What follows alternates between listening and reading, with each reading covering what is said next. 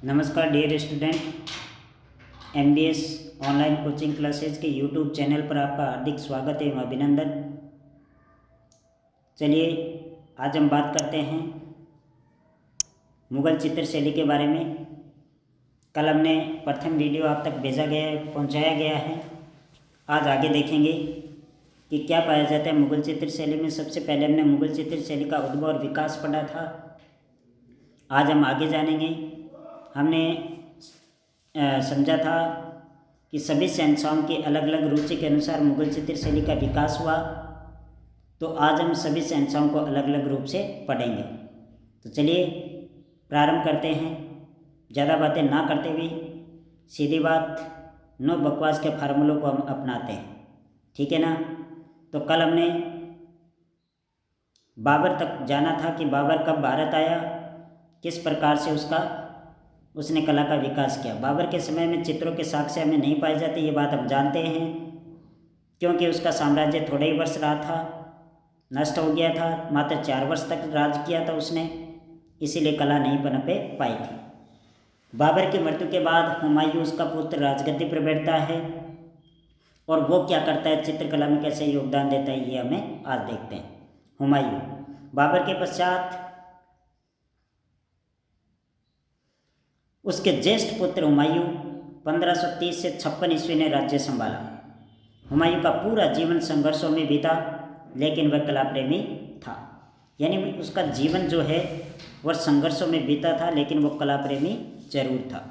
अपने लश्कर कहते हैं चित्रशालाओं को, विद्यार्थियों, लश्कर में वह चित्रकार भी रखता था। जब वह ईरान के शाह की मदद से, यानी अब मैं एक छोटी सी बात बताना चाहता हूँ। जब 1530 ईस्वी को हुमायूं अपनी राजगद्दी संभाली थी, और 1540 ईस्वी को या 40 से 45 के मध्य गुजरात के शेर शाह के द्वारा इस पर आक्रमण करके दिल्ली की राजगद्दी छीन ली गई थी, और हुमायूं दिल्ली से भटकता हुआ सिंध, मारवाड़ घूमते हुए ईरान और फारस पहुंचा। वहाँ ईरान में एक शासक था, तहमसप नाम लिया जाता है उसका, उसे शाह कहा जाता है। उसकी शरण में गया और उससे अपने साम्राज्य को पुनः प्राप्त करने की सहायता मांगी। तब इस शाह की शरण में इन्होंने, इसके दरबार में एक मत चालू था जिसे कहते हैं शिया मत। शिया मत कहते हैं, ये शिया मत उनका धर्म था। शिया मत को हुमायूं ने ईरान में स्वीकार किया, और फिर स्वीकार करने के बाद इस शाह का एक कुशल सेनापति था जिसका नाम था बैरम खां था। और बैरम खां की सहायता से पुनः दिल्ली आकर 1545 ईस्वी को शेर शाह पर आक्रमण किया, और पुनः उस शेर शाह को हराकर दिल्ली की राजगद्दी प्राप्त कर ली थी। तो इसीलिए जब वह ईरान के शाह की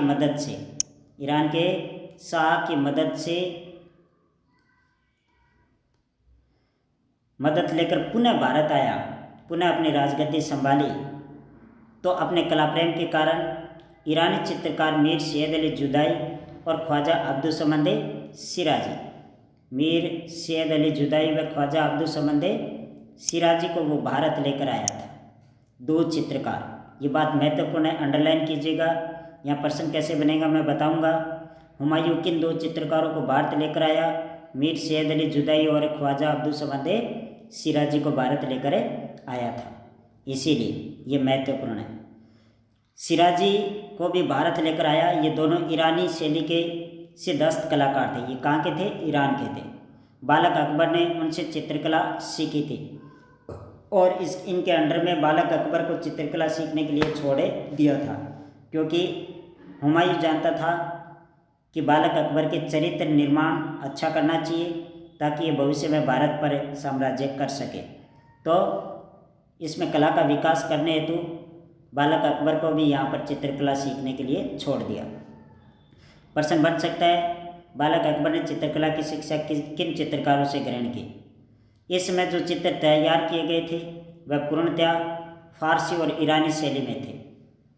हुमायूं के समय दास्तान Amir Hamza, very most important बात है मित्रों, दास्तान अमीर हमजा जिसे हमजानामा कहते हैं, ये इनका एक ग्रंथ था।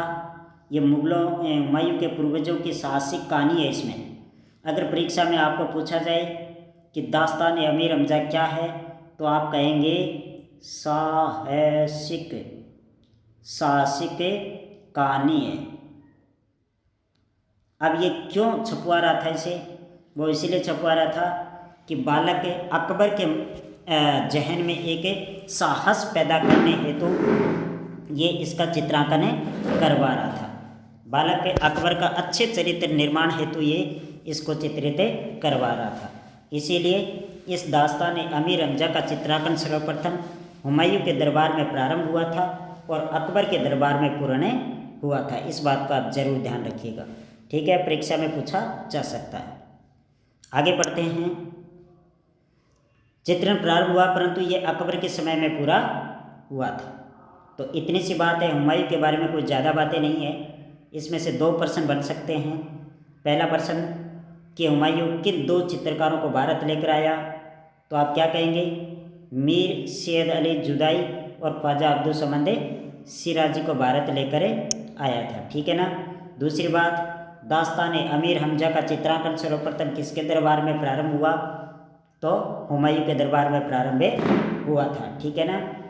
अमीर हमजा क्या है? एक साहसिक कहानी है, ठीक है। अमीर हमजा को दास्तान अमीर हमजा नामा भी कहा जाता है। तो हुमायूं के बारे में ज़्यादा कुछ बातें नहीं हैं। ये पूरा लेसन 2.5 अंक का है विद्यार्थियों। इनमें से एक बड़ा प्रश्न जरूर आएगा और वो बड़ा प्रश्न कहाँ से आएगा ये भी मैं बताऊंगा, कन्फर्म बताऊंगा, और वहीं से आएगा, ठीक है ना। तो चलिए, तो 2 शासक हमारे पूरे हो गए हैं, बाबर और हुमायूं। इनकी कोई ज़्यादा उपलब्धियाँ नहीं है, इसलिए हम इसे ज़्यादा नहीं पढ़ेंगे। 2-2 4-4 क्वेश्चन है वो आपको याद करने हैं, ठीक है ना, और वो याद मैं करवा भी दूंगा। तो चलिए आगे देखते हैं क्या है। अब नेक्स्ट हमारा शासक है अकबर। अकबर क्या करता है? पोथी खाना, पुस्तकालय की सीढ़ियों से पैर फिसल कर गिरने से हुमायूं की मृत्यु हो गई थी। हुमायूं की मृत्यु कैसे हुई थी? कि वो अपने महल में पुस्तकालय था, उस पर गया हुआ था उसमें, और वहाँ से उतरते वक्त पैर फिसल गया, पैड़ियों से गिरा और उसकी मृत्यु हो गई, यानी अचानक मृत्यु हो गई थी। इसीलिए किसी विद्वान ने कहा भी है कि हुमायूं ने लड़खड़ाते हुए ही साम्राज्य किया और लड़खड़ाते हुए ही अपने प्राणों का त्याग कर दिया था। ये अपने पूरे जीवन में लड़खड़ाता ही रहा था। हुमायूं ने बहुत सारे संघर्ष किए थे, ठीक है ना। तो चलिए आगे देखते हैं। जिस कारण मात्र 13 वर्ष की आयु में अकबर को राज्य की बागडोर संभालनी पड़ी थी। तो कितने वर्ष की उम्र में अकबर ने राज्य की बागडोर संभाली थी? 13 वर्ष की उम्र में बागडोर संभाली थी। बाबर व हुमायूं कला की दृष्टि से जीवन का राजनीतिक परिस्थितियों की अस्थिरता के कारण आनंद न ले सके। इस बात को जरूर याद रखना विद्यार्थियों कि अकबर जो राजे बागडोर, बाबर व हुमायूं कला की दृष्टि से या कला का आनंद क्यों नहीं ले पाए थे, तो आप क्या कहेंगे? राजनीतिक परिस्थितियों की अस्थिरता के कारण न ले सके, आनंद जीवन का नहीं ले सके। क्योंकि बाबर तो मात्र 4 वर्ष ही साम्राज्य कर पाया और हुमायूं को शेरशाह ने परेशान किया, इसीलिए वो आनंद नहीं ले पाया।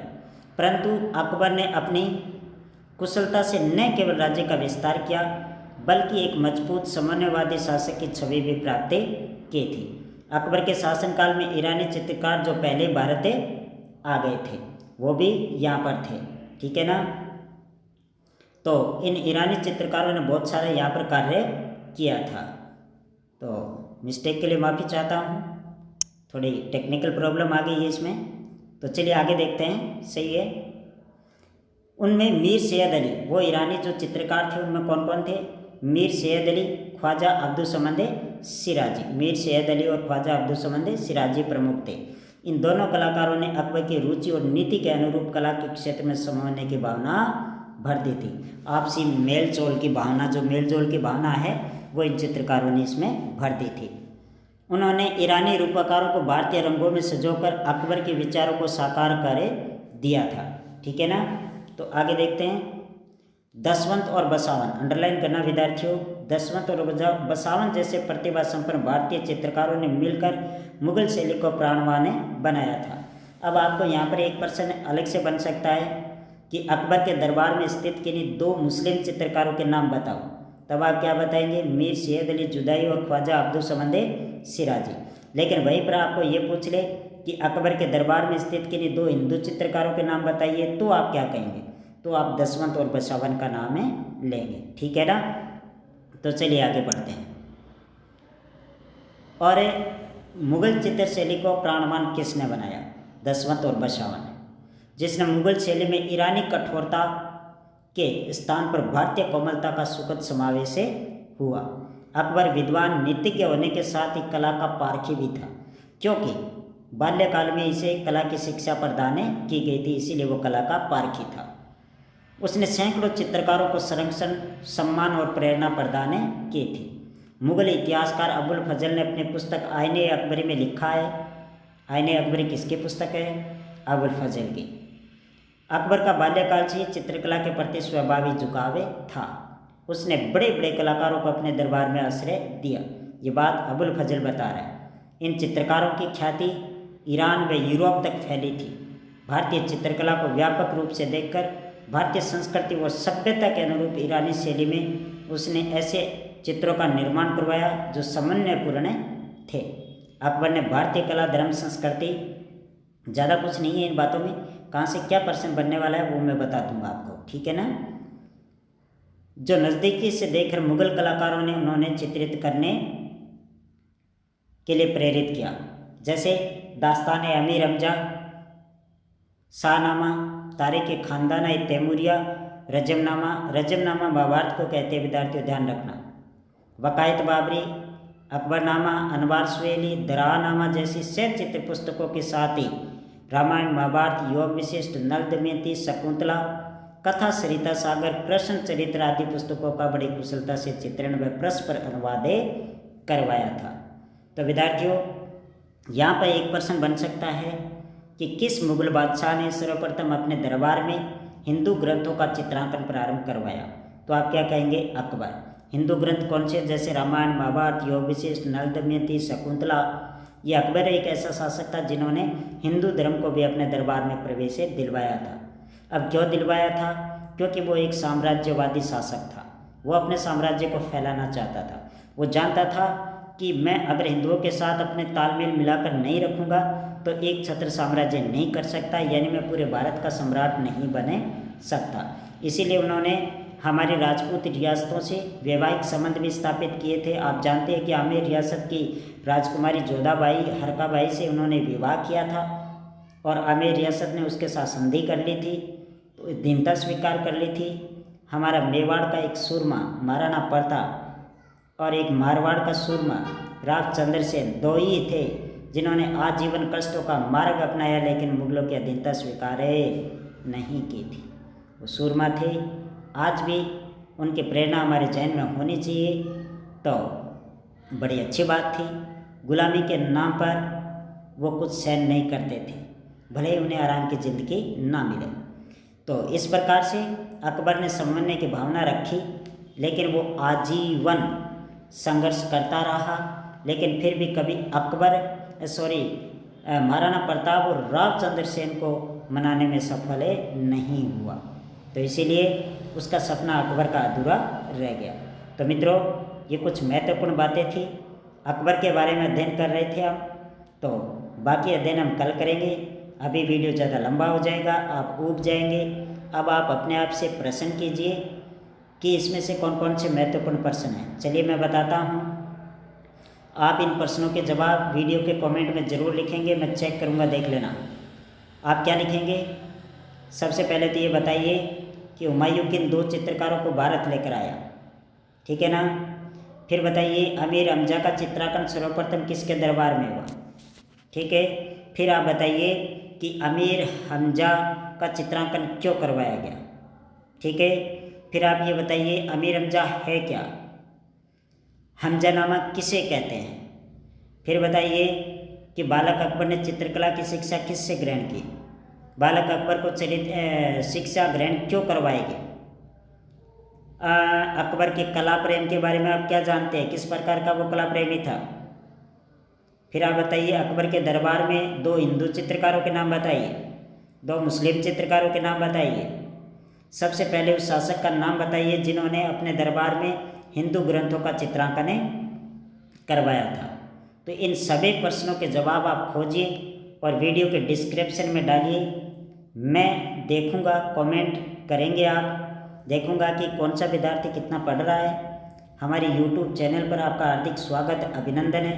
विद्यार्थियों, आप अपने साथियों को भी बताएं कि MBS ऑनलाइन कोचिंग क्लासेस के नाम से एक YouTube चैनल मैंने प्रारंभ कर लिया है, जो आप घर बैठे चित्रकला की बहुत अच्छी तरीके से तैयारी कर सकते हैं।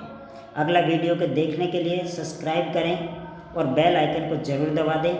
मुझे इस चैनल पर कोई कमाई नहीं करनी है, सिर्फ आप तक कमाई बहुत मुश्किल से होती है। इतने बड़े हम व्यक्ति है नहीं कि दुनिया में हम मतलब सोशल मीडिया पर हम वायरल हो जाएं और बहुत सारा कमाई हो जाए, ऐसा कुछ नहीं है। ये सिर्फ एक मेरा प्रयास है। मैं घर पर टिक कर बैठना नहीं चाहता। इस प्रकार की क्रिएटिविटी मेरे दिमाग में आती रहती है, इसलिए मैं करता हूँ। आप वीडियो से कितना खुश है ये कमेंट में आप ज़रूर लिखें। आपका प्रोत्साहन, आपका प्यार ही मुझे आगे के रास्ते निर्धारित करेगा। चलिए, आप अपना ध्यान रखिए, अपनों का ध्यान रखिए और माँ सरस्वती की वंदना करते रहिए। वो अच्छी आपको